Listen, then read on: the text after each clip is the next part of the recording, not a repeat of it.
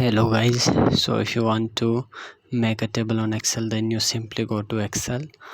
When you will open Excel sheet, then you'll find this kind of an interface. Then you simply go to insert, and insert you find this option as table.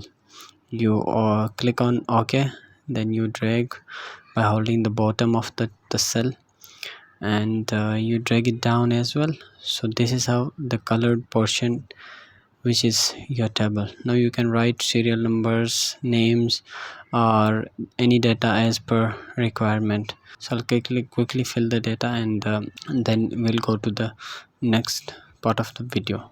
All the data that I required has been completed. Now I want to delete these columns because they are useless, so I'll delete one by one by pressing the delete button at the top of my screen. Now if I want to increase the size of any cell or any group, then I can do it simply by going at the top plus sign. Whenever I see the plus sign, I'll just simply drag there, and accordingly my size would be increased. Now I'll write serial numbers accordingly. As you all know that we write serial numbers in sequence 1 2 3. Then for that I'll ever use the formula as I have done on the screen. Then I can simply drag it down. So thank you so much for watching the video. Subscribe for more short videos like this.